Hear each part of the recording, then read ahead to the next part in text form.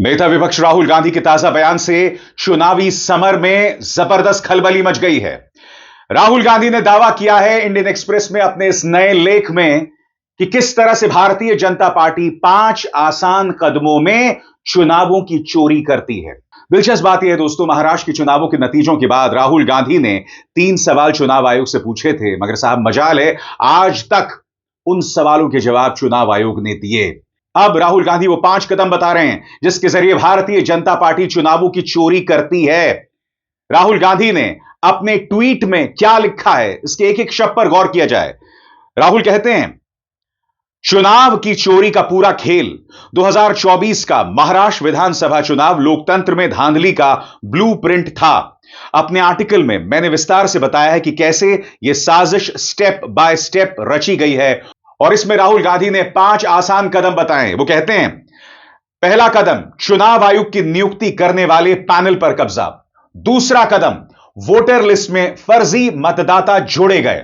तीसरा कदम मतदान प्रतिशत बढ़ा चढ़ाकर दिखाया जाए। चौथा कदम जहां भारतीय जनता पार्टी को जिताना था वहां टारगेट करके फर्जी वोटिंग कराई गई। पांचवा कदम सबूतों को छुपा दिया गया।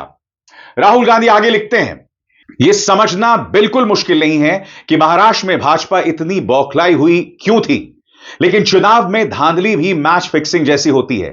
जो पक्ष धोखाधड़ी करता है वो भले ही जीत जाए, लेकिन इससे लोकतंत्र संस्थाएं कमजोर होती हैं और जनता का नतीजों पर से भरोसा उठ जाता है। हर जिम्मेदार नागरिक को सबूतों को खुद देखना चाहिए, सच्चाई समझनी चाहिए और जवाब मांगने चाहिए, क्योंकि महाराष्ट्र की यह मैच फिक्सिंग अब बिहार में भी दोहराई जाएगी और फिर वहां भी जहां जहां बीजेपी हार रही होगी। मैच फिक्स किए गए चुनाव लोकतंत्र के लिए जहर है। दोस्तों याद कीजिएगा, इसी मंच पर मैंने आपके सामने कम से कम आधा दर्जन मिसालें दिखाई थी जहां कैमरे पर भारतीय जनता पार्टी समर्थक 5-5 बार वोट मांग रहे थे, अपने बच्चे के साथ भोपाल के एक पोलिंग बूथ में वोट डाल रहे थे। इसके अलावा एक व्यक्ति ने तो पूरे पोलिंग बूथ को ही हैक कर लिया था और वहां से फेसबुक लाइव कर रहा था। और ये वो मिसालें जो पकड़ी गई। कल्पना कीजिए ऐसी ढेरों मिसालें होंगी जहां लोगों ने उसे कैमरे पर कैप्चर नहीं किया था।